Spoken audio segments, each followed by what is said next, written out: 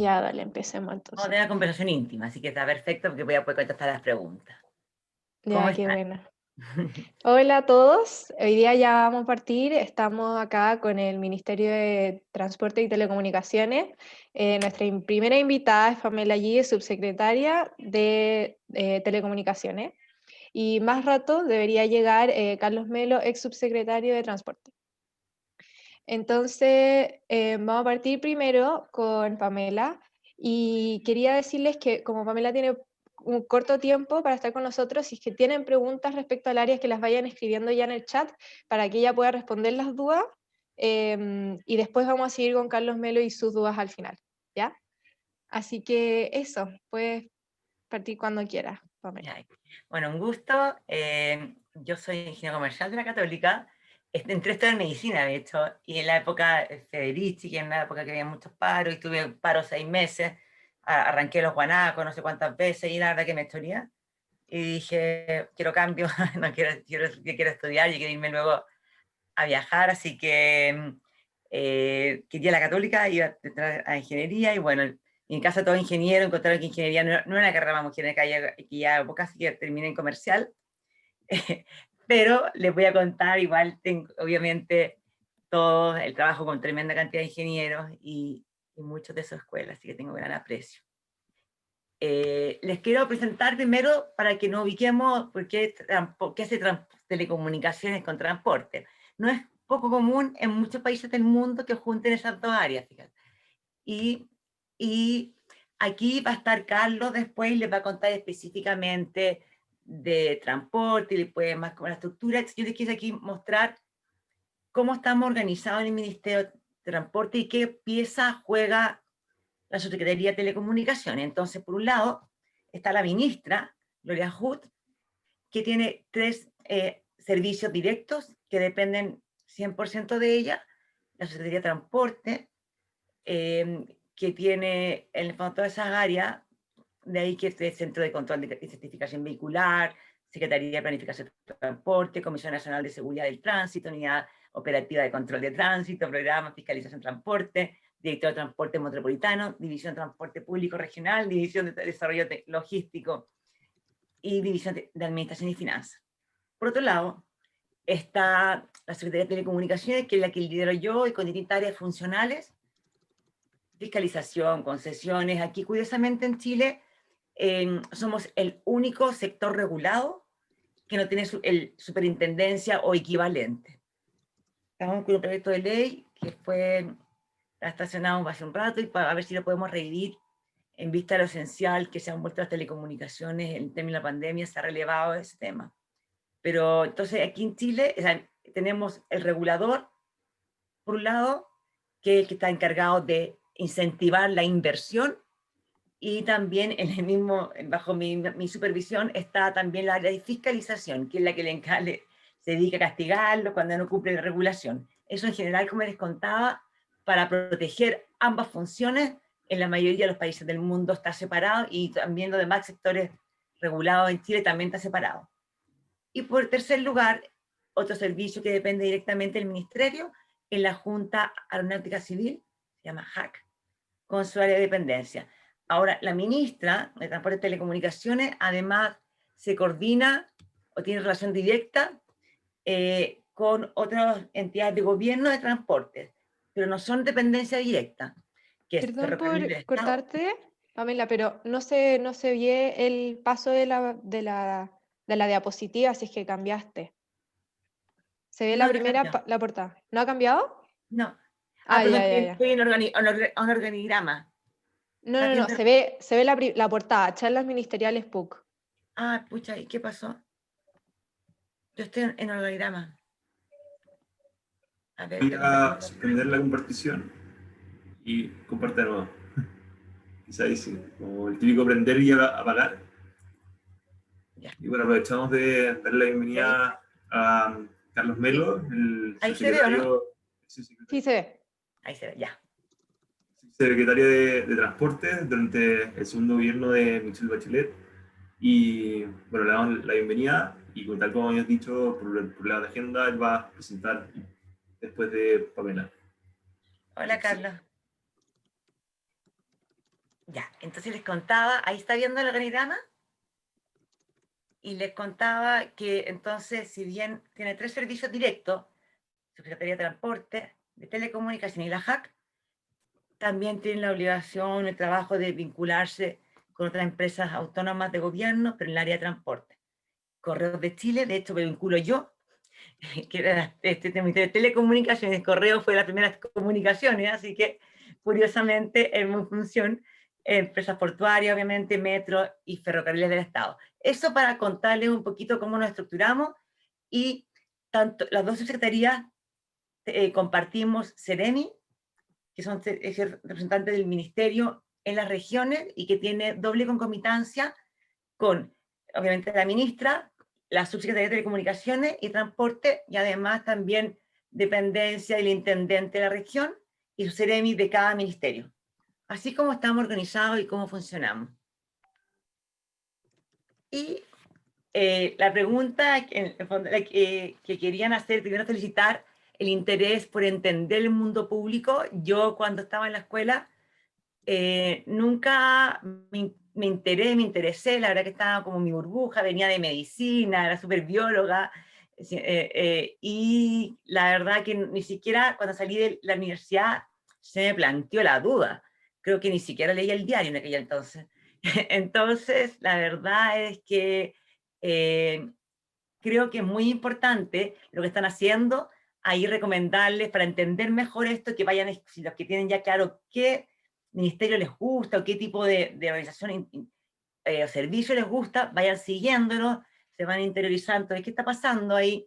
También si tienen algún líder de opinión, de algún sector específico, quieran aprender, también síganlo en redes sociales y se van a ir interiorizando y aprendiendo, que es tremendamente valioso.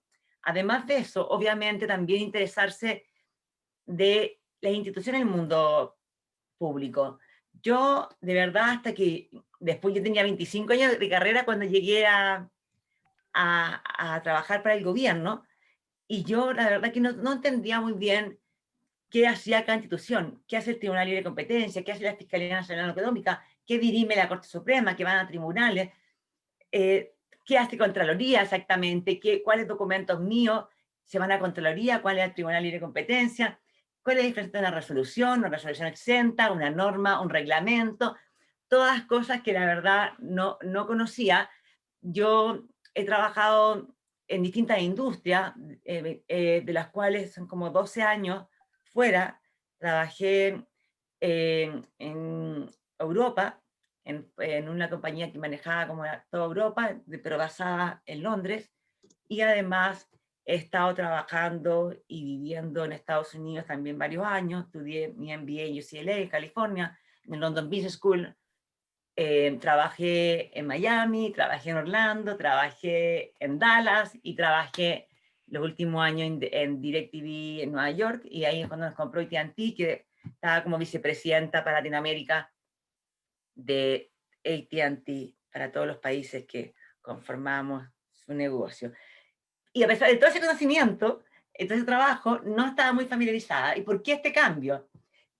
Tiene motivo personal. Yo, bueno, tuve cáncer en el 2010, y ahí una empieza a reflexionar sobre la vida, pero seguía trabajando, siempre trabajando en un mundo privado, tratando de ganar dinero a los accionistas de la empresa que trabajaba, y obviamente también yo beneficiándome yo y mi familia de eso.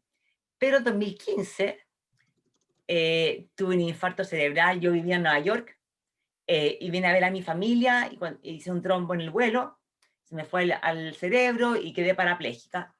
Y ahí fue súper duro, porque aparte me caí, se me rompieron las 6 costillas, me rompieron los pulmones, casi me muero neumotórax, me tuvieron que operar el corazón, estuve en coma, estuve 2 meses en la UTI, y tuve que aprender, o sea, quedé inmóvil, me rehabilité súper rápido, tuve que empezar a hablar de nuevo. Al principio me comunicaba con una pizarra, y ahí me di cuenta, cuando estaba en la cama, entubada por semanas y semanas, y no podía ni moverme ni hablar, me di cuenta que no había hecho nada por un otro sin nombre y apellido. O sea, obviamente una trabaja para los que quiere, quiere a sus amigos porque los quiere y los elige, a la familia también la protege porque es la sangre de uno, pero en realidad me iba a ir de este mundo, estuve súper mal y me iba a ir sin dejar huellas, sin dejar un impacto.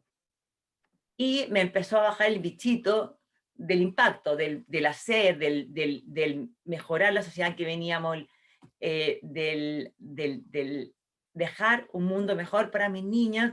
También yo tenía así mi causa feminista bastante fuerte, porque como los que estuvieron al principio no se escucharon, yo venía de una familia palestina, bastante machista, que me puso muchos problemas cuando quise entrar en ingeniería civil.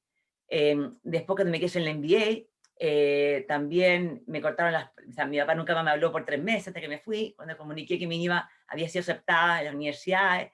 Entonces tuve mucho tema de obstáculos en mi casa por ser mujer. Entonces sí tenía eso y participaba así en estas fundaciones y organizaciones de mujer, muchas, pero era bien focalizado en esto, en ayudar a profesionales jóvenes, en ayudar a desarrollar las carreras de las mujeres con que yo trabajaba en las compañías que trabajaba, a llenarles de bichitos, a ayudarnos, a generar networks, pero bien focalizada en eso. En cambio, dije, quiero entrar, me gustaría hacer algo de mucho más impacto. Pero lo mío, que era las telecomunicaciones. Yo llevaba trabajando entre DirecTV y AT&T en Chile, manejaba todos los países, Colombia, Argentina, Perú, Venezuela, Ecuador, etcétera, Brasil, y así, 11 países, bien, obviamente manejando telecomunicaciones, pero un mundo bastante de arriba, y dije, ya, quiero hacer algo, pero no sabía muy bien qué era, y en esto estaba de los deseos de realidad, y me llama alguien que había trabajado para mí, pero teníamos como 2 niveles más abajo, que había que un reporte mío, y yo pensé que me llamaba para pedirme recomendaciones. Y resulta que me llamaba porque quería saber si yo quería participar en el gobierno. Había salido elegido el presidente Piñera, la ministra de Transporte y Telecomunicaciones había ya sido designada, no había empezado a trabajar, pero había sido designada, y le hablaron de mí, la ministra me llamó, me dijo, te quiero conocer, y se juntaron todas las piezas del rompecabezas, y yo dejé todo tirado, y nos conocimos, hablamos de propósito, de lo que queríamos hacer, de lo que yo soñaba, de por qué quería trabajar en el gobierno, cómo visualizar las telecomunicaciones, qué quería, las diferencias que yo veía, y me tiré, la verdad que de cabeza a la Secretaría y dije, sí, obviamente yo estoy disponible, va a depender del presidente, me dijo la ministra, yo te voy a presentar, pero esto ya es del presidente. Y de repente recibí un llamado telefónico del presidente que me dice, quiero que usted sea mi secretaria de telecomunicaciones, no la conozco, es la única persona del gabinete que no conozco, así que espero no me decepcione. Así fue como yo entré, y sin mucha información ni cultura cívica política, la verdad, bastante, por eso celebro que ustedes sí se estén cultivando en ese ámbito. Entré a trabajar con una agenda bien definida, que es muy loco, porque yo obviamente entré, en el plan de gobierno no existía agenda de telecomunicaciones, literalmente yo entré, te empiezan a entrevistar, cuál es su hoja de ruta, tú hasta el día anterior, te llama el presidente, te llama y tú empiezas el día siguiente, literal, así por lo menos en mi caso, y te preguntan cuál es tu plan de 4 años, y obviamente hasta el día anterior nunca supiste que ibas a ser subsecretaria y tienes que tener tu hoja de ruta. Ahí estuve como un mes trabajando en mi hoja de ruta, desde cero, presenté una matriz digital de cómo yo lo veía, 15 proyectos en 3 ejes, uno ciudadano, derecho ciudadano, de infraestructura y despliegue de cierre de brecha digital. Y ahí me he concentrado, esos 15 proyectos, 9 son de cierre de brecha digital, es lo que más hemos visto ahora claramente con el tema de la pandemia, ha relevado la importancia de las telecomunicaciones. De hecho, cuando nos rankean por orden, nos tenemos que presentar un evento, nos rankean por orden de importancia, y yo siempre estoy al final, con transporte, estamos al final en el ranking de protocolo de la subsecretaría. Claramente yo pensé que venía una secretaría técnica, y la primera sorpresa que me llevo ya durante 2 semanas entendí que hasta de técnico tenía algo, obviamente, pero era tremendamente social. Y no solamente social, sino que ya empezaron los meses, y debido al ojo de esta guerra comercial o política, geopolítica de China con Estados Unidos, también se volvió una subsecretaría que no solamente, no era solo técnica, no era solo social, sino que además tenía que aprender de geopolítica y tenía que manejar relaciones exteriores de gran manera y saber navegar en un mundo exterior donde las telecomunicaciones se volvían cada vez más importantes en este mundo de guerra comercial entre las ambas potencias, donde queríamos conservar, obviamente, las buenas relaciones con ambas, tanto comerciales como políticas. Estados Unidos es nuestro principal inversionista, China es nuestro principal socio de balanza comercial. Entonces, claramente tenemos que aprender rápidamente a navegar al medio, pero también siendo leales a nuestras convicciones y nuestros objetivos. Entonces, para mí mi gran logro, y que por lo menos me voy tranquila de que sí he hecho mi aporte concreto, vamos a conectar por primera vez el próximo año 2.500 escuelitas rurales que nunca han tenido internet en la historia de Chile. Vamos a doblar los kilómetros de fibra óptica que existen en Chile en estos 4 años. Tenemos subsidio histórico de telecomunicaciones para cierre de brecha digital, llegando a 200 comunas que no tienen fibra óptica troncal, o que tienen solamente una empresa con las consiguientes problemas de conectividad, precio, y que no está masificada. En Chile, para una es como increíble aprender esto, hay 346 comunas, de las cuales 200 tienen menos de 20 hogares de cada 100 conectados. Hay 50 comunas en Chile que en 2020 tienen menos de un hogar conectado a internet fija al hogar. O sea, si imaginan la gente cómo puede teletrabajar, estudiar, hacer sus trámites, si no tiene internet fija, o ni siquiera hablar de digitalizar la pyme, vender sus cosas por Facebook, hacer en este tiempo en términos de pandemia. O sea, la verdad que hay una necesidad muy grande de emparejar la cancha y de eliminar esa pobreza digital, porque esos niños, por ejemplo, que no tienen internet en el colegio, lo más probable es que tampoco tengan en la casa internet fija. ¿Cómo vamos a sacar niños que ya vayan a postular a carreras como ustedes, o que después salgan a trabajar, o se van directamente a trabajar, muchos de ellos, y que no tengan competencias básicas digitales, o sea, que no hayan tenido relacionamiento con internet desde pequeño? Entonces, de ahí lo que hago, para mí, con hijos, es tremendamente gratificante. Me acuerdo de las primeras veces, yo como entendí que era actor social, porque fui a una escuelita y que estábamos tratando de entregar o mejorar la conectividad, entregar fibra, porque no tenían. Y tú ves niños de la misma edad de mis niños, de sus amigos, y con igual de ojos brillantes, igual de ganas de aprender, y que no tenían las mismas, a veces tenían las mismas competencias, las mismas habilidades, no tenían las mismas oportunidades. Y de ahí me empecé a enamorar de esto, y además pues creando una visión de más largo plazo también para convertir a Chile en un hub digital, con proyectos que van desde liderar un cable que va a unir a Sudamérica con Asia, que también me tienen el ojo del huracán geopolítico, por Japón, por Corea, por China, por Estados Unidos, por Australia, que tengo que relacionarme, y obviamente levantar también interés de todos los países de Sudamérica para que se sumen a esto.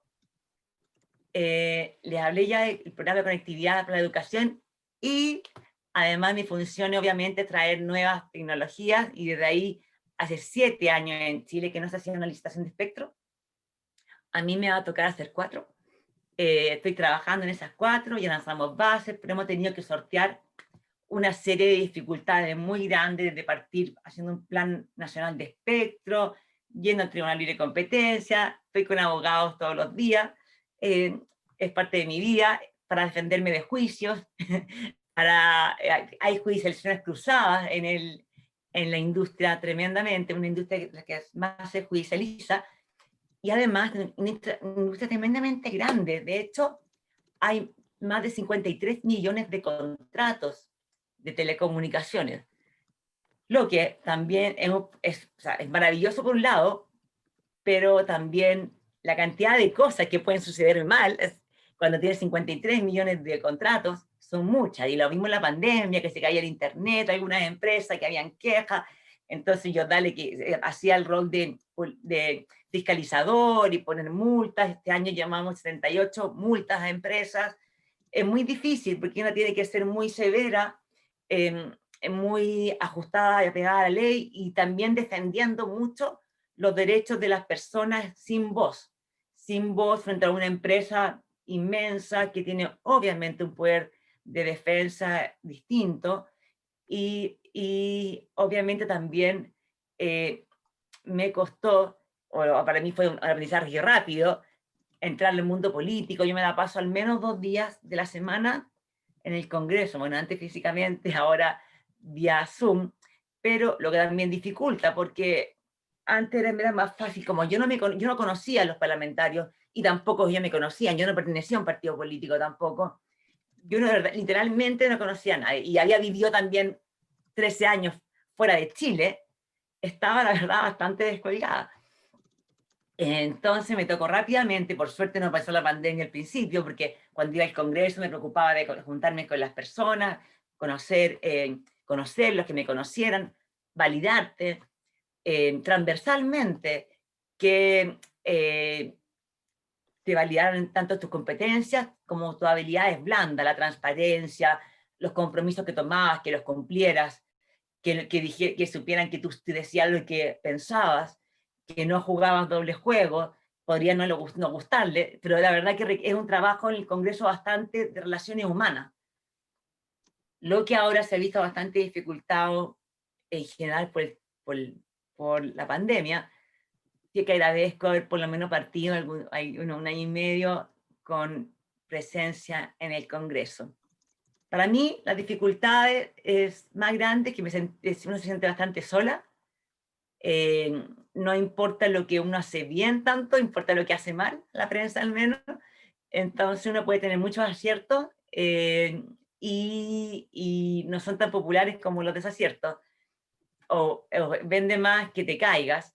Y además, yo estaba acostumbrada, lo que para mí a mí más me costó también, es que cuando yo tenía métricas bien duras, o sea, yo era la encargada para las ventas de DirecTV Latinoamérica, y el churn, o sea, la pérdida de clientes, la rentabilidad, las ventas digitales, los márgenes, cosas muy duras, muy claras, que no eran discutibles.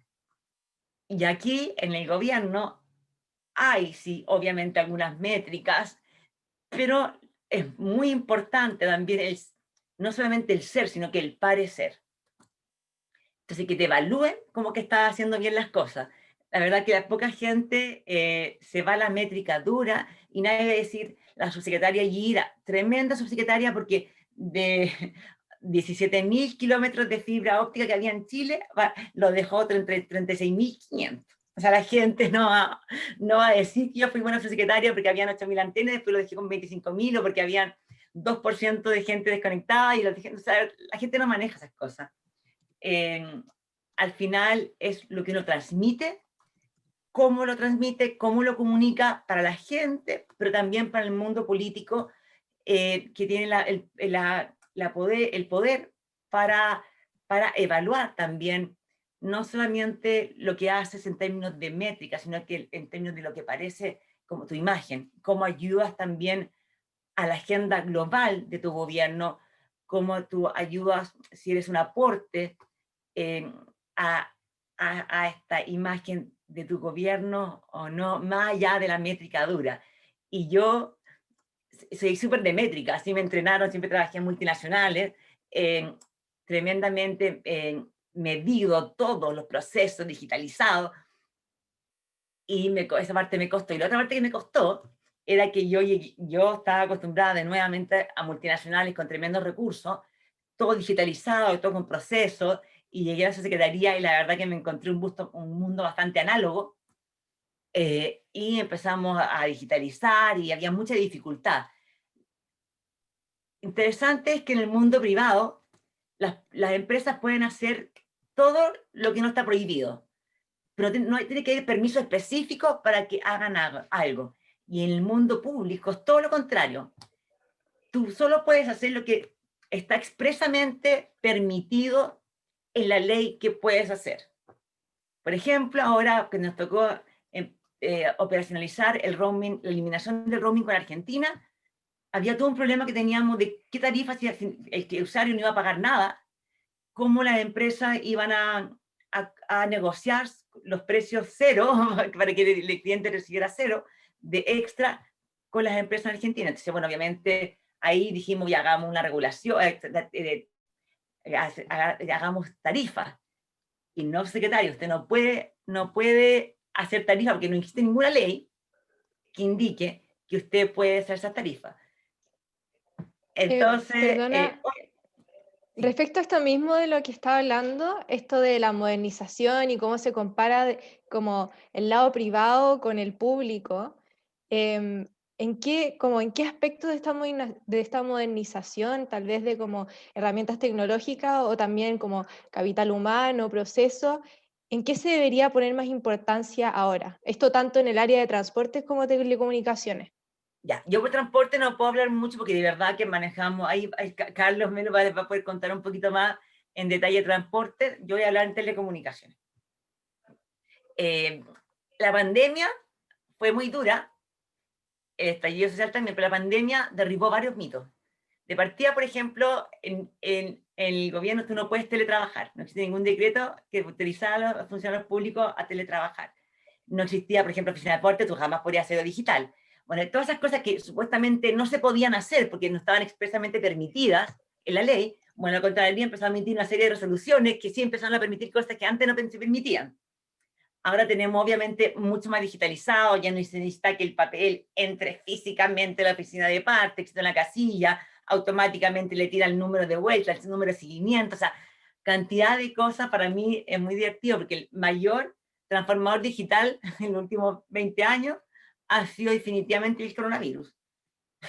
Entonces, todo lo que hacemos lo hacemos remoto, digital, pero también estamos implementando digitalización de los procesos, firma electrónica, todo, o sea, cosas que antes no se podían hacer porque eran cosas que necesitábamos autorización expresa para que se pudieran hacer.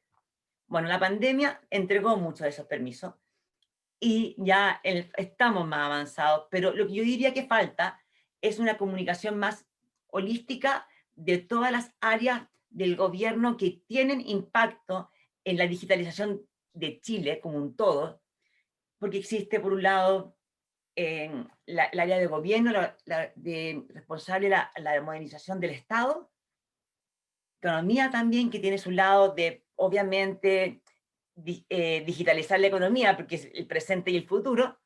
Nosotros que entregamos las redes habilitantes, que son las redes de telecomunicaciones, para que pueda existir la digitalización, tanto en el mundo privado como en el mundo público. Y además, ahora aparece también el Ministerio de Ciencia, Tecnología e Información, y que además, obviamente, tenemos agendas que son concomitantes, que tienen que conversar todos, pero dependen de cabezas distintas, con métricas distintas, con tiempos distintos.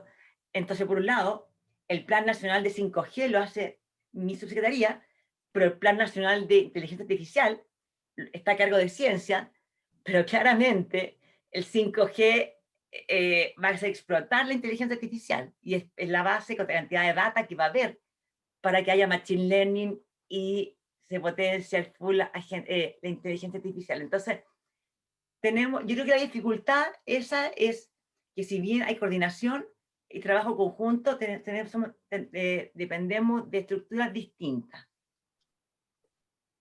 Esa para mí han sido las dificultades. Yo creo que cuando miro en toda mi área, a mí definitivamente me fascina trabajar con ingenieros civiles.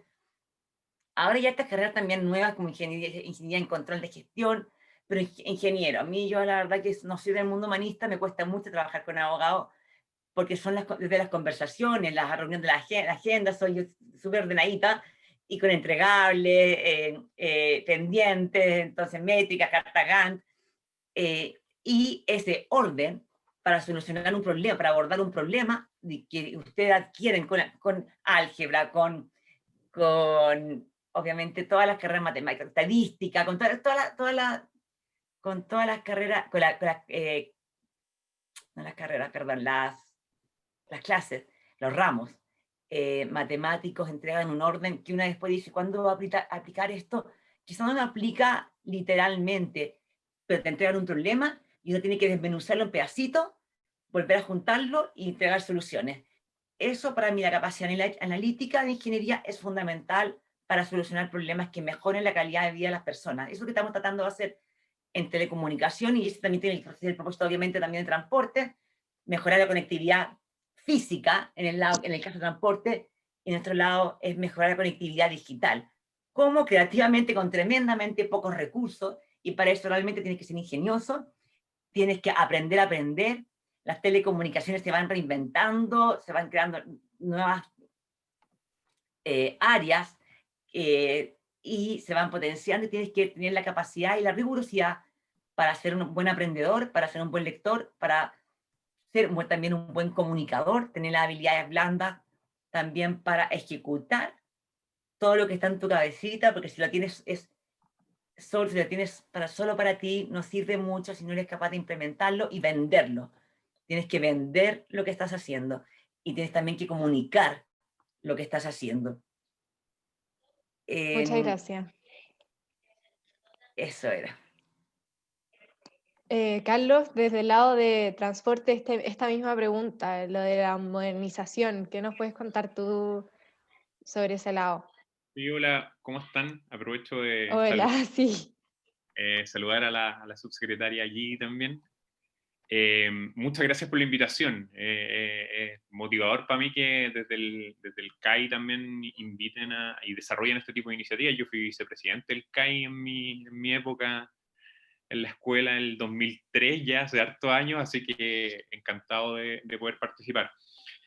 Mira, voy a ir concreto a tu pregunta y después yo creo que les voy a contar otras cositas que yo, sobre todo mirándolo con la perspectiva ya de llevar un par de años fuera del gobierno, me han hecho reflexionar harto, pero el tema de modernización es bien, yo creo que la pandemia seguramente ha generado un cambio importante, pero lo que a mí me tocó enfrentar es un escenario bien dramático cuando está ahí adentro.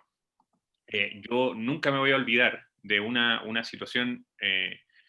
Nosotros en transporte, como ustedes saben, se entregan hay muchos trámites relacionados con los vehículos, registro de vehículos para el transporte público, revisiones técnicas, permisos de circulación, y hay una serie de bases de datos que manejan toda esa información. Esas bases de datos, muchas de ellas estaban integradas en la época que a mí me tocó estar, en un servidor que estaba en el ministerio, no había un servicio contratado cloud para respaldar la información afuera, sino que era un servidor, computador que estaba en las oficinas del ministerio.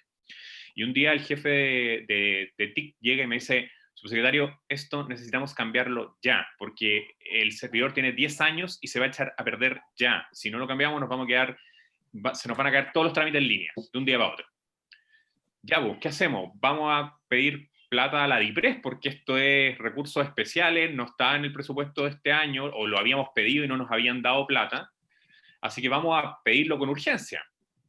Tuvimos que llegar hasta el ministro de Hacienda para que nos autorizara a gastar X cantidad de plata, que cuando tú veis los presupuestos del ministerio era una cantidad despreciable, en comprar un servidor nuevo, y no nos dejó la DIPRES en ese momento cambiarnos a un servicio, porque nosotros decíamos, a ver, en el mundo actual no tiene ninguna lógica que el ministerio tenga un servidor, podamos tener uno de respaldo, lo que quieran, pero contratemos el servicio cloud y obviamente esto nos va a resolver este problema para siempre. No pueden generar gasto permanente, esto es una inversión, una sola vez. Y no tuvimos que, después de muchas peleas, nos dejaron, no se cayó nada, por suerte.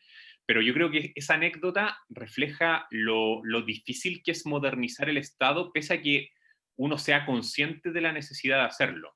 Otro caso que Pamela ya les comentó y que ahora por la pandemia se ha avanzado, pero el tema de los papeles era una cuestión impresionante. Yo cuando me iba, por ejemplo, de viaje a alguna región y estaba 1 o 2 días afuera, y después llegaba de vuelta a mi oficina, y una mesa, así como una mesa de comedor, estaba llena de un alto de 20 centímetros de papeles.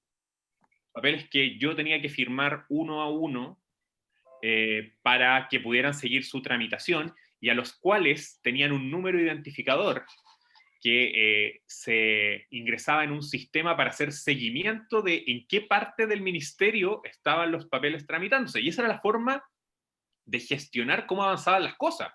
Las resoluciones y todo eso se gestionaba a papel.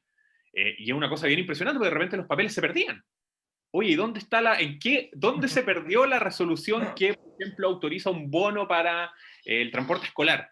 Y se había perdido en la tramitación, en el limbo, en el ministerio, que después va a otro ministerio, que tiene que volver, que a la Contraloría, que son cosas que son bien increíbles de entender para las personas de afuera y que de cierta forma reflejan la realidad del Estado. Entonces, yo creo que efectivamente hace falta como Pamela decía, una coordinación mayor para este consenso que hay respecto a la necesidad de modernizar del Estado se traduzca en una iniciativa bien concreta, clara, con presupuestos, con metas, porque es una necesidad.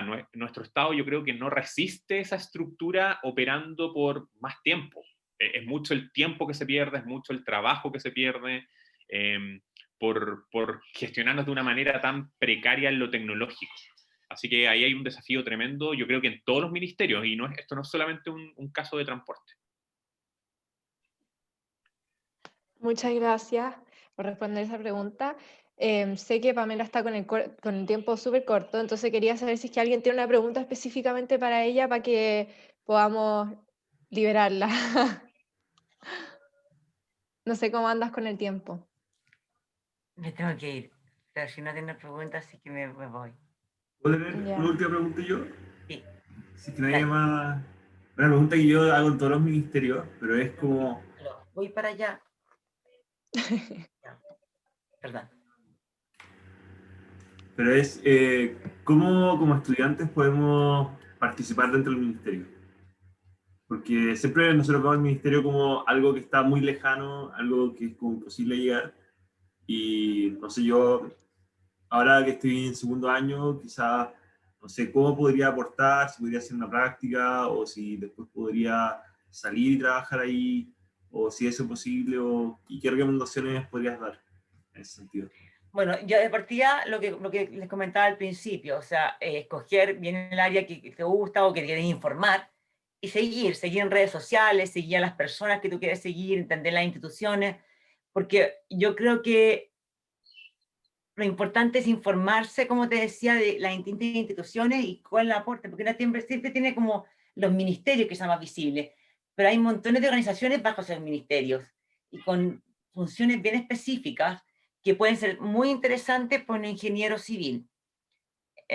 Sigan las instituciones del gobierno, sigan las comunicaciones de gobierno, sigan a políticos que les interese, pero también sigan a los que no les interesan desde su punto de vista, pero que sienten que pueden aprender de ellos. Infórmense y después, y acérquense.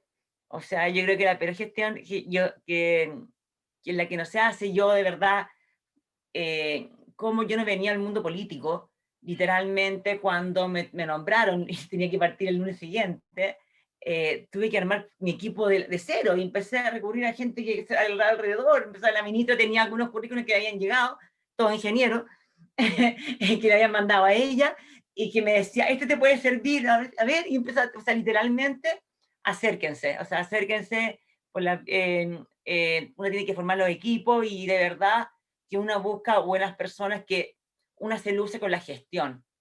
Obviamente la gestión tiene que ser concomitante con el mundo que nos representa, pero de verdad que la gestión, yo por lo menos, que vengo de un mundo de gestión, es lo que más he valorado los miembros de mi equipo. Y hay obviamente subsecretarías que son más políticas que otras, hay secretarías que son mucho más dedicadas a la gestión, telecomunicaciones, yo pienso que transporte también, tienen como metas bien que son de Estado. Transversalmente todos los gobiernos quieren beneficiar a las personas con la conectividad digital. Yo lo veo hoy día en el Congreso. No hay ningún partido político que me diga, no, secretaria, no, mejor conéctenlos menos. Puede ser que las prioridades o las formas tengamos distintas ideas, pero todos compartimos estos objetivos madre de beneficiar y masificar las telecomunicaciones y de gran velocidad en Chile. Entonces, infórmense, vayan acercándose, toquen puertas, no, nunca dejen que alguien le diga que no se puede. Una persona que no, ni siquiera conocía, que no venía del mundo político, llegó a una subsecretaría. Así que, la verdad, toquen las puertas que tengan que tocarnos. Eso yo nomás les diría. Eso.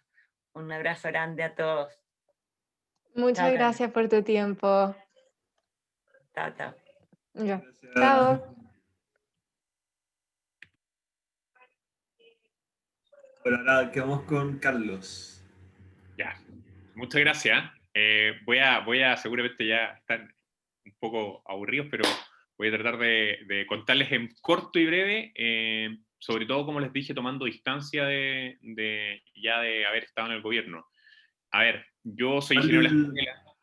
Sí. Eso te iba a preguntar, Carlos, si nos podrías hacer una pequeña introducción Sí. tuya. Yo soy ingeniero de la escuela, soy civil industrial, diploma en ingeniería de transporte. Me quedé después estudiando en el doctorado en la misma escuela, y siempre me apasionó el transporte, ¿ya? Yo hice más ramos de transporte que industrial, porque con el currículum que tenía yo, tenía los OPR, y yo hice todos los de transporte, fui ayudante en todos los ramos de transporte, me encantaba el transporte. Y cuando salí me quedé haciendo el doctorado, trabajaba y empecé a hacer una carrera como en el lado académico. Y transporte, a diferencia de lo que Pamela les contó, transporte es una disciplina donde las conexiones con las políticas públicas son inmediatas. Tú desde el pregrado, finalmente lo que estudias es políticas de Estado en materia de transporte. Además, yo siempre tuve un interés por el tema político y social bien marcado. Yo, como les conté antes, fui vicepresidente del CAI, fui delegado del departamento, fui consejero ejecutivo, se llamaban en ese tiempo, los que son como ahora los territoriales de la FEUC.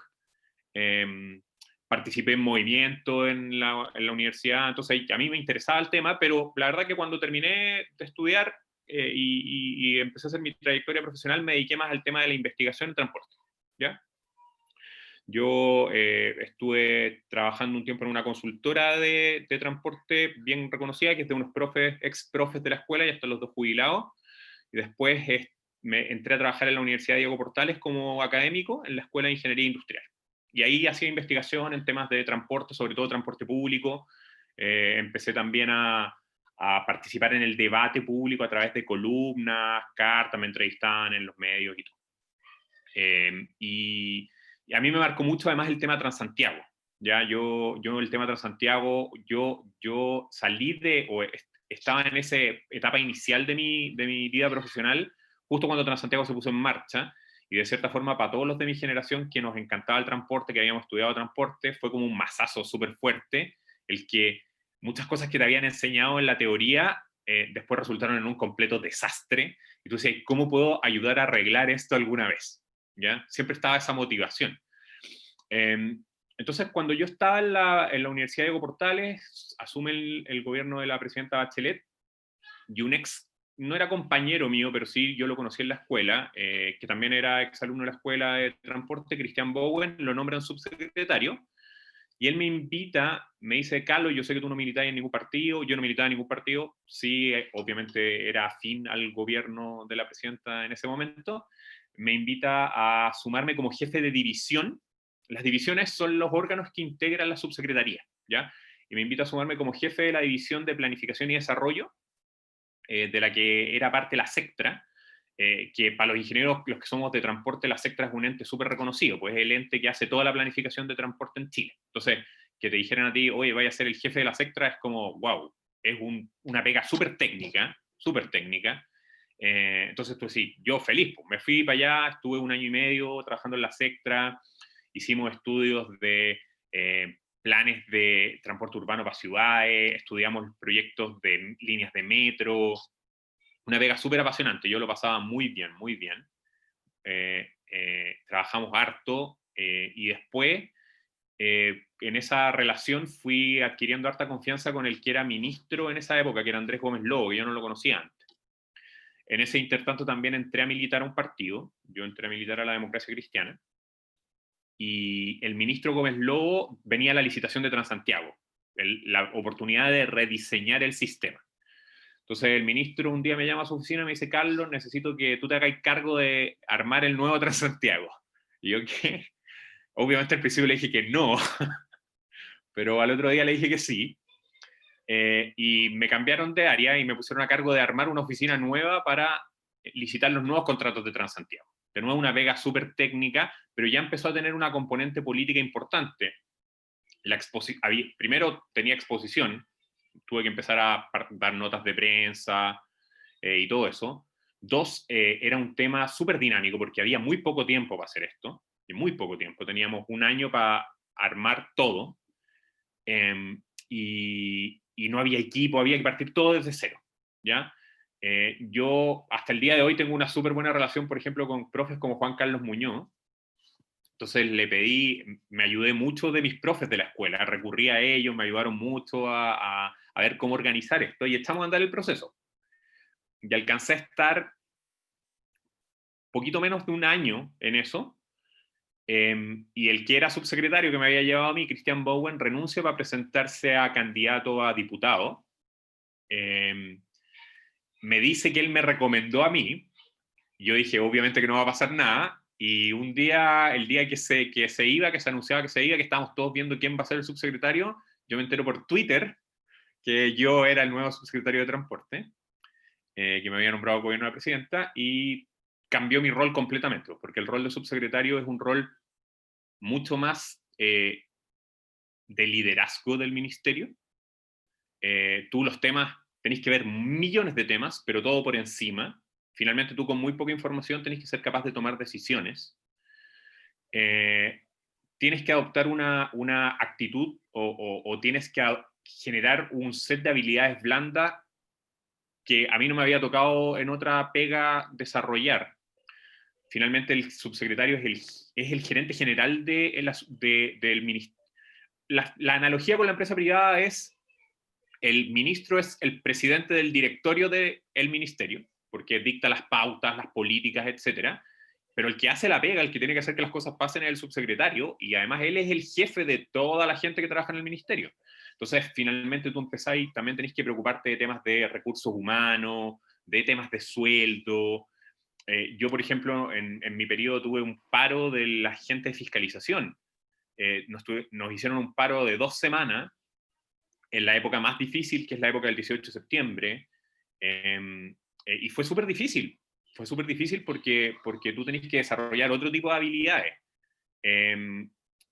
Así que fue un proceso muy interesante, porque a mí me tocó, es una pega súper que necesita que tú sepas lo técnico, necesita que tú lo sepas, pero tú no vas a ser un experto, tú no vas por ser un experto técnico finalmente, tú vas para tomar decisiones, como les decía antes, con muy poca información. Entonces finalmente es una tremenda oportunidad estar en el sector público, porque desarrollas otras capacidades que yo creo que en otros lugares lo haces de forma mucho más lenta. Así que para mí fue una tremenda experiencia. Creo que logramos grandes éxitos. Para mí, yo hasta el día de hoy, por ejemplo, me emociono cuando se anuncian avances de la línea 7, porque a mí me tocó participar en la línea 7 desde sus primeros estudios cuando llegué al ministerio, en la Sectra, hasta el momento en que la presidenta, en el último año, cuando yo ya era subsecretario, lo anuncia y dice: la línea 7 va a ser esa, y nosotros habíamos definido el trazado, las estaciones, habíamos ido a pelear con Hacienda para que dieran la plata. Entonces, yo hasta el día de hoy, cuando sale alguna noticia de la línea 7, es: oh, esa es la línea que yo trabajé, todavía me emociono. Pero también grandes fracasos. Por ejemplo, la licitación de Transantiago, en la cual yo estuve metido 1 año y medio de pega exclusiva en eso, finalmente se declaró desierta. El gobierno actual, cuando asumió, no terminó el proceso y lo declaró desierto, y inició un proceso nuevo que todavía no se cierra. Y para mí eso es un tremendo fracaso, porque finalmente fue 1 año de pega perdido. Pero hay otras cosas que también te llenan de satisfacción. Yo también coincido con un poco lo que dijo Pamela. De repente las cosas más grandes no son las que más te llenan de satisfacción. Yo todavía recuerdo que para mí los mejores momentos, o cuando sentía que se justificaba todo el sacrificio, porque hay mucho sacrificio por trabajar en el sector público, era cuando iba, no sé, pues, recuerdo una localidad en el lago General Carrera que se llama Fachinal, que seguramente ninguno de ustedes la conoce, que queda cerca de Chile Chico, y yo fui a inaugurar para allá un servicio subsidiado, que los iba a conectar 3 veces a la semana con Chile Chico. Imagínense, conectarlos con Chile Chico, o sea, ese era el servicio. Y eso era una revolución para la calidad de vida de esas 40 familias que vivían en Fachinal. Y yo fui para allá, lo inauguramos, me invitaron a un asado, todavía me acuerdo, y la gente estaba feliz.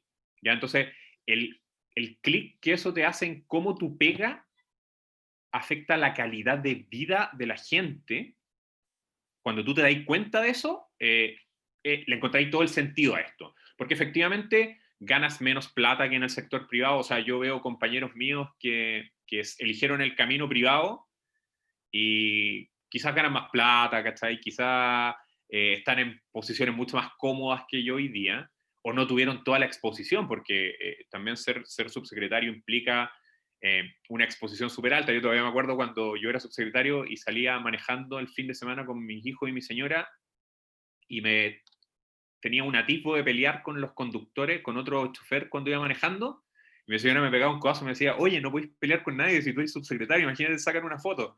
Entonces, todo eso, todo ese costo, se justifica.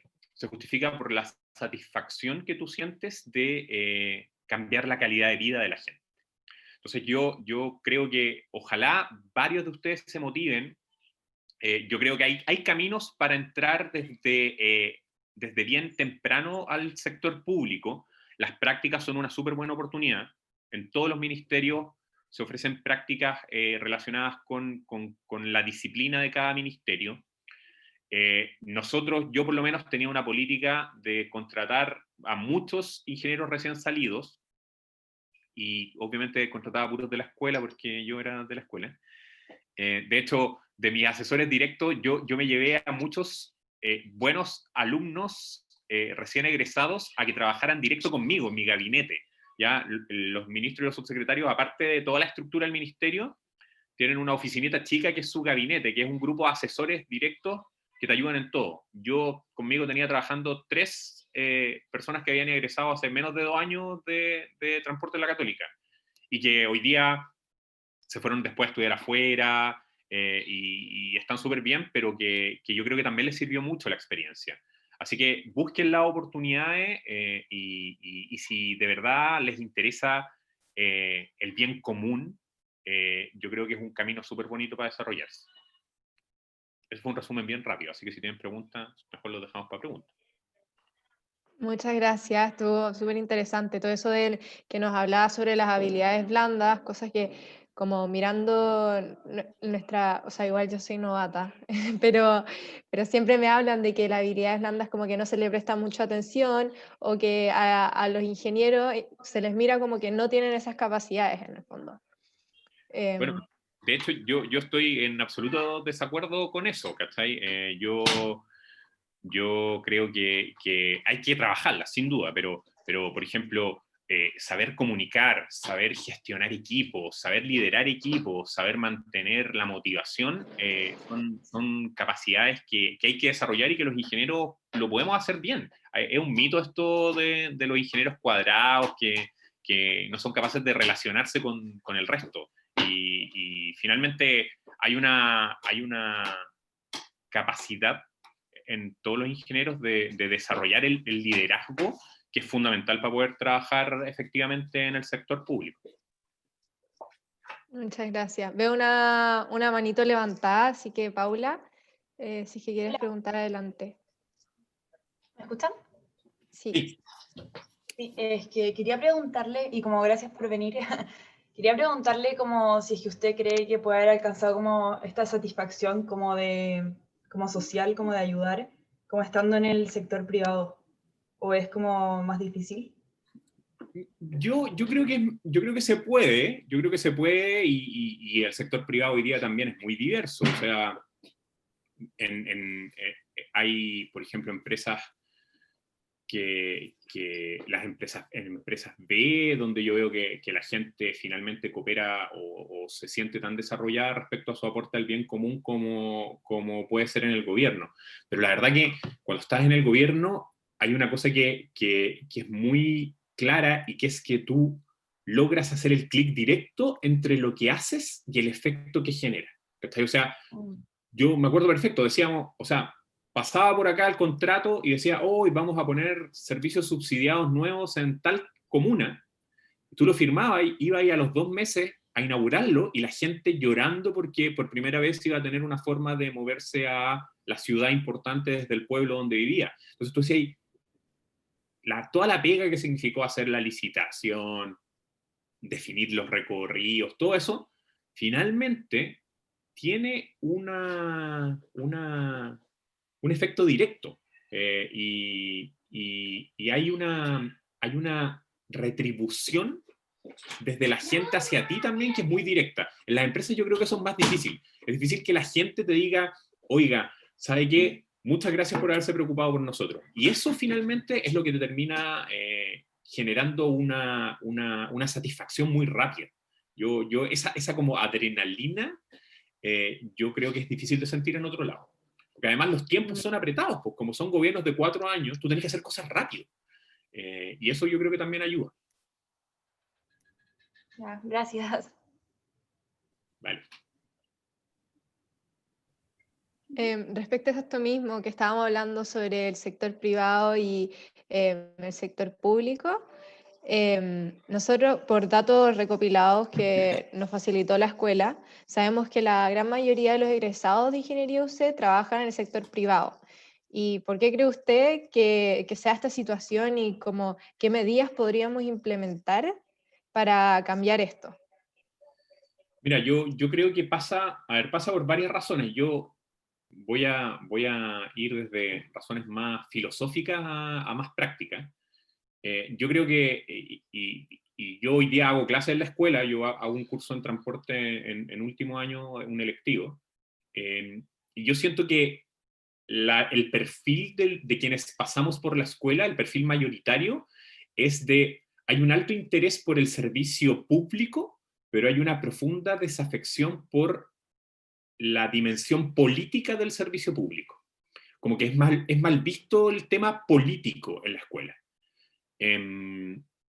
Cosa que no pasa en otras facultades de ingeniería, que sí hay muchos ingenieros trabajando en el sector público. O sea, a mí me pasaba, y gente de la Chile está lleno, en el Ministerio de Transporte está lleno de gente de la Chile, y de la Católica éramos poquito. Yo creo que eso tiene que ver, en la escuela en general hay una mala imagen del concepto política, ¿ya? Y yo creo que eso puede tener razón en parte, pero también hay que rescatar un poco el que finalmente la política es una herramienta para buscar el bien común. Lo otro, que yo creo que hay ciertas, quizás también hay y ahí es algo donde la escuela quizás podría hacer un trabajo con las instituciones de gobierno.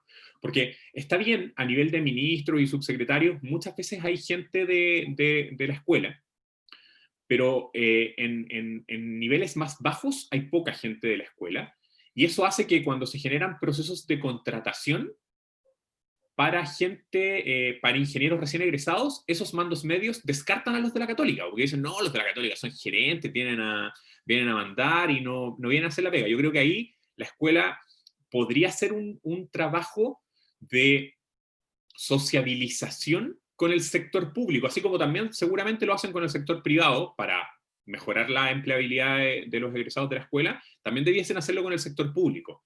O sea, la escuela debiese preocuparse de ir a hablar a los ministerios, de decir, oye, mira, nuestros egresados son un posible trabajador en los ministerios, considérenlos en los procesos. Eso es algo que la escuela podría hacer. Yo creo que no lo hace. ¿Ya? Yo creo que no lo hace porque finalmente la salida que tienen los ingenieros de la Católica en el sector privado es muy buena, entonces no tiene la necesidad de hacerlo. Pero si de verdad se quisiese aumentar la presencia de ingenieros UC en el sector público, es una acción que la escuela debiese desarrollar y que no la hace. Entonces yo creo que hay estos dos lados. Uno, de cierta forma, quitar el estigma entre los estudiantes de que la política es mala, que yo creo que hay varios que piensan eso, y por otro lado, hacer un trabajo de difusión desde la escuela, desde el decanato, con los organismos del sector público para que consideren a los estudiantes de Ingeniería UC dentro de los posibles contratados. Yo quería preguntar un poco en el sentido de, mencionó que muchas veces se ve que la política es mala, pero le quería preguntar si piensa que el Ministerio de Transporte, especialmente la Subsecretaría de Transporte, tiene harto como carácter político también. Porque ahí la Pamela había contado que pensaba que tenía algo político de telecomunicaciones. Yo creo que la política está presente en los ministerios, sin ninguna duda, pero la política, a ver, yo creo que a ciertos niveles, ¿ya? Te doy un ejemplo. Yo como subsecretario recibía llamadas permanentes de parlamentarios de todos los sectores, no solamente del sector de gobierno, sino que de todos los sectores, que nos solicitaban, por ejemplo, que a la hora de generar nuevos servicios subsidiados, por ejemplo, como les contaba recién, ojalá privilegiáramos su región, ¿ya? O su distrito. Esas presiones políticas existían siempre, pero esas presiones políticas caen en el subsecretario, ¿cachai? No llegan más hacia abajo. Lo que llega más hacia abajo finalmente es una directriz, porque mal que mal, el subsecretario es parte de un gobierno, y lo que él va a buscar es que se ejecute el programa de gobierno. ¿Ya? Yo como subsecretario, mi tarea de gestión, obviamente tomando en cuenta todas las consideraciones técnicas adecuadas, es también hacer que se ejecute el programa de gobierno. Y ahí a veces yo creo que pueden generarse ciertas confusiones, porque les pongo un ejemplo, yo tuve hartos encontrones en algún momento con algunos equipos técnicos por el tema de empujar ciertos proyectos o ciertos plazos. ¿Ya? Les pongo un ejemplo súper claro. Estudiar una línea de metro para Concepción. ¿Ya? Había una necesidad y una solicitud de muchos sectores en Concepción porque el ministerio estudiara la factibilidad de desarrollar un metro en Concepción. Entonces yo iba donde los equipos técnicos y les decía, señores, tenemos que hacer un estudio para analizar técnicamente esta idea, pero tenemos que hacerlo. Y ellos me decían, pero subsecretario, esto no tiene ni pie ni cabeza, obvio que no va a dar rentable socialmente un metro en Concepción. ¿Para qué lo vamos a hacer? ¿Para qué vamos a gastar tiempo en eso? Bueno, yo entiendo su posición técnica, pero políticamente yo necesito tener un estudio para decirles a la gente de Concepción, mire, lo estudiamos, pero no se puede. Entonces, ahí se genera cierta tensión. Otro caso que era bien emblemático para nosotros era el tema de la tarifa adulto mayor, que se implantó hace poco en este gobierno, y que a nosotros, no te miento, que todos los meses nos llegaban solicitudes, cartas de parlamentarios, de organizaciones de la sociedad civil. Espérenme un poquito. Está mi hijo aquí interrumpiendo. Espérenme que estoy hablando. Que venían a pedir la tarifa de adulto mayor. Entonces, de nuevo, tú ibas a hablar con los técnicos, y los técnicos te decían, pero subsecretario, no hay plata, no tenemos de dónde sacar recursos para implementar tarifa adulto mayor, y ¿por qué no focalizarnos en otros sectores o dar un subsidio a la demanda antes que implementar una tarifa de adulto mayor que tiene problemas de falsificación, que tiene muchos problemas de implementación? Ya, ok, yo entiendo su respuesta técnica y estoy de acuerdo con ella, pero tenemos que hacer el estudio, porque tenemos que responderle a la gente. Finalmente, tú tienes que conjugar la necesidad técnica o el análisis técnico con responder a las necesidades políticas, ¿ya? Y eso es lo político, ese es el buen sentido, ¿ya? No es política como que te van a estar presionando, que te van a hacer, no sé, sacar plata para fines que no corresponden, no. Eso yo lo vi muy poco, pero sí es el avanzar en un programa de gobierno al fin. Como trabajando con la gente y tenés que tener esa senda de ideas blandas.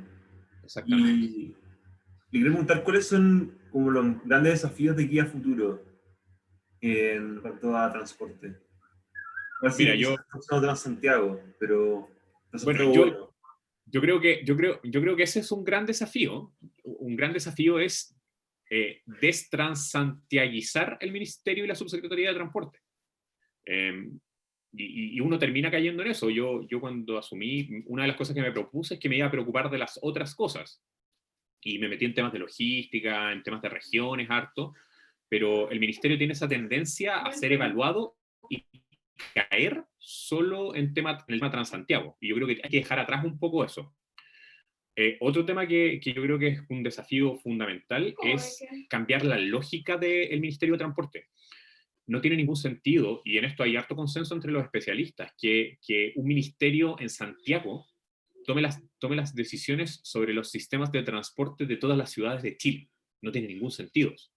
Entonces ahí debiese generarse un proceso, y creo que los gobernadores regionales son una súper buena oportunidad para hacer esto, de traspasar ciertas competencias que el ministerio tiene al territorio, que sean los propios gobiernos locales los que decidan cómo arman, cómo estructuran su sistema de transporte, y que el ministerio finalmente dicte las políticas, pero no que el ministerio esté preocupado, por ejemplo, de qué servicio va a abrirse en el área rural de Coyhaique, como pasa hoy día, ya que una persona sentada aquí en Santiago define qué servicio se va a abrir o no en la región de Atacama.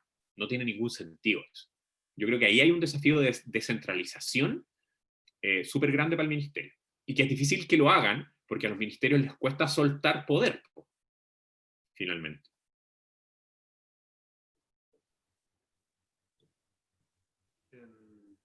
No sé si alguien más tiene alguna Martín, ¿iba a pregunta. decir algo? Ah, estoy muy pegado, ¿no? No, Sí, está ahí un poco bien, sí. pegado. Parece que hay que hablar un poco con la Pamela para que me arregle internet. Sí, po. Para que te instalen el 5G.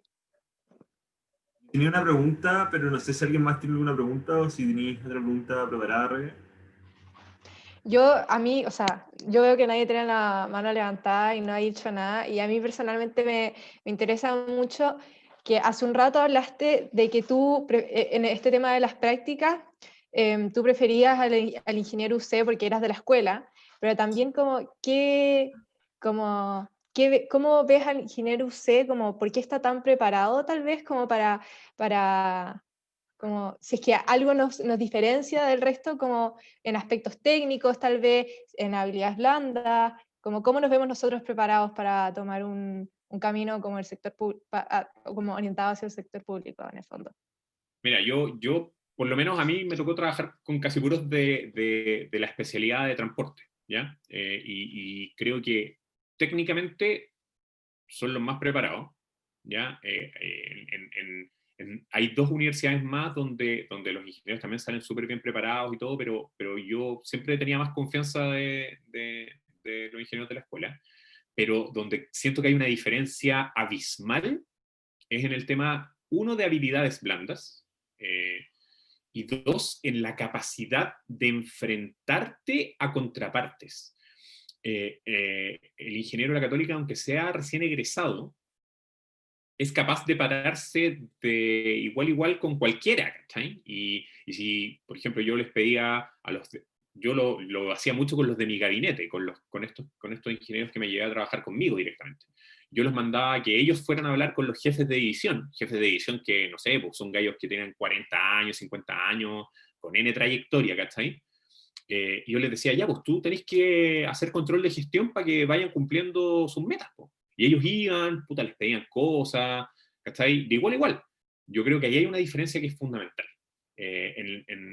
Por lo menos lo que me tocó ver de otras universidades, los ingenieros, sobre todo al inicio de su trayectoria profesional, no tienen esa capacidad de establecer un diálogo horizontal con otros ingenieros. Como que siempre hay una mirada como de arriba hacia abajo. En el ingeniero de la Católica eso no pasa. A algunas personas eso les choca para mal. Yo lo encuentro una cualidad muy positiva.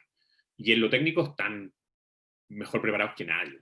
O sea, eso yo creo, por lo menos es una realidad para mí, y entonces se complementan estas dos cosas. Pues porque voy a nombrar a otras universidades.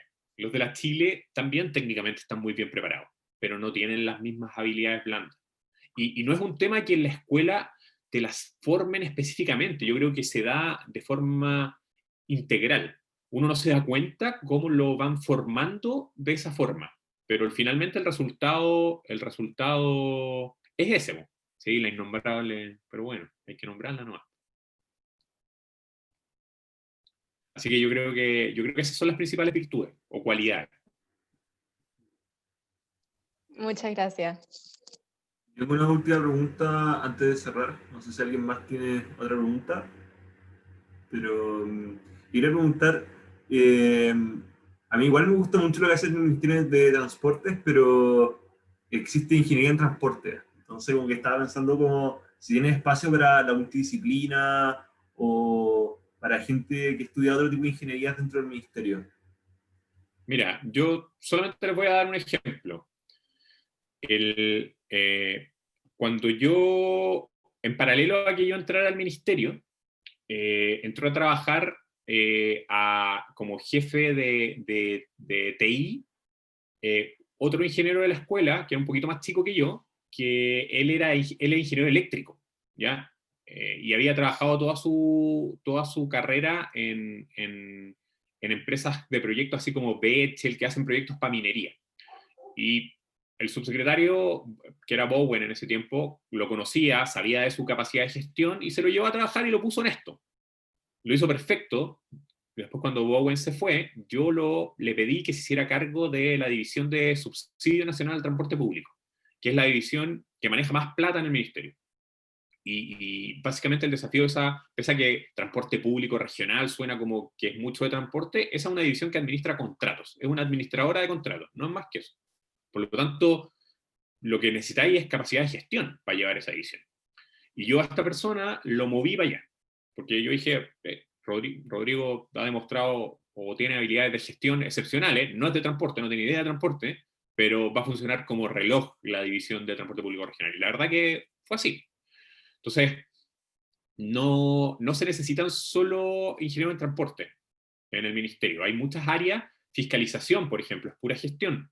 Fiscalización es pura gestión. Transporte público regional, mucha gestión. Hay otras áreas que sí, son más técnicas. Por ejemplo, la Sectra. La Sectra es súper técnica. La Sectra es planificación de transporte. Entonces, es transporte. Pero hay otras áreas que no. Yo creo que hay espacio. Hay harto espacio para incorporar ingenieros. Y hay ingenieros de otras disciplinas. Y algo súper importante que les dijo Pamela, sí.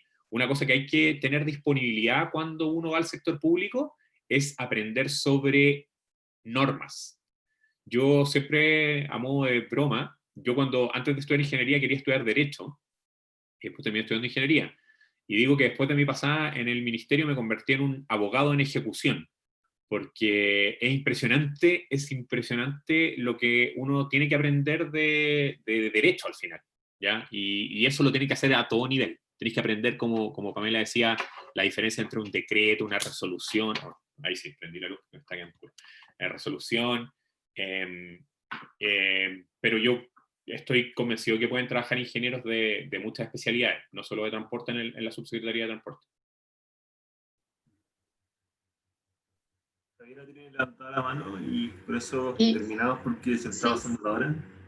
sí sé que estamos en la hora, pero en verdad quiero hacer una pregunta en verdad muy chica y como que en verdad no tenía mucho que ver como en el transporte, pero como que quería aprovechar que quería ingeniero como igual que nosotros, o sea, que vamos a hacer. Y como que me surgió la duda cuando estábamos hablando como del tema de cómo estar preparado técnicamente y como con la habilidad blanda y todo eso. A mí igual en verdad me falta para salir, pero cuando, no sé si cuando tú estás estudiando, ya en verdad como a punto de salir, como que tú te sentías capaz de, como que tenías los conocimientos, como si, no sé, vos te imaginabas y como haciendo todo lo que hay hecho, como me pasa un poco que de repente, o sea, me está pasando ahora que estoy pensando en hacer la práctica, que igual como que la estaría haciendo un poco adelantada, pero siento que como no tengo como capacidades, así como habilidades, no sé, como que no siento que he aprendido lo suficiente, pero que probablemente en un año me voy a seguir sintiendo igual. El mejor consejo que les puedo dar en ese sentido es no pierdan una oportunidad por creer que no son capaces de hacerlo. Yo fui subsecretario a los 30 y ahora tengo 39 voy a cumplir 39, fui subsecretario a los 36 años, que es súper joven. En general los subsecretarios son como de 45 para arriba.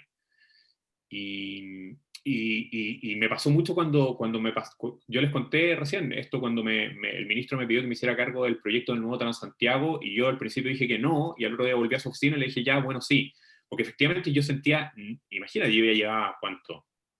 A esa altura ya 10 años trabajando, o 8 años trabajando, y yo sentía que no iba, mi primera reacción es, no voy a ser capaz. Pero yo creo que en general, al salir y después en tu trayectoria profesional igual te pasa, uno no es consciente de lo que es capaz de hacer. Y creo que lo peor es quedarse con el bichito si es que tienes alguna oportunidad de no haber hecho algo por creer que no eres capaz, en vez de haber tomado el desafío. Y por último, si no eres capaz, todos nos podemos equivocar y filo, se puede recular, siempre hay nuevas oportunidades. Pero yo creo que las oportunidades hay que tomarlas. La mayoría de las veces creemos que no somos capaces, pero después nos damos cuenta que sí, y en la escuela, en verdad, la formación, mira, yo además he trabajado en otras universidades.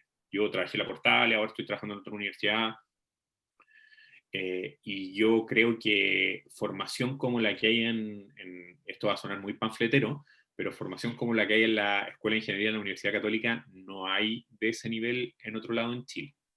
Es imposible que estés mejor preparada que lo que vaya a estar saliendo de la escuela. Así que en ese sentido yo creo que tenéis que estar tranquila y lanzarte. Hay que lanzarse. Gracias. Ya, bueno, ahora que ya estamos en la hora, primero quería agradecerte mucho por venir hoy día, acompañarnos, responder todas nuestras dudas y contarnos un poco de lo que se trata el Ministerio de Transporte y Telecomunicaciones. Fue súper valiosa esta instancia. También para como abrir nuestro ojo y saber como todo lo todo lo que necesitamos y cosas que tal vez están mucho más cerca de lo que nosotros pensamos. Sí. Eso fue súper como revelador para mí por lo menos, y para todos los que van a ver la grabación después, imagino que hacen una cosa súper parecida. Así que muchas gracias por eso, por contarnos, y con eso estaríamos listos hoy día. Muchas gracias. Muchas gracias a ustedes por la invitación y anímense a trabajar en el sector público, porque de verdad es sacrificado, pero la recompensa es gigantesca. Así que si tienen la oportunidad, anímense. Muchas gracias. Muchas gracias. Estén súper bien.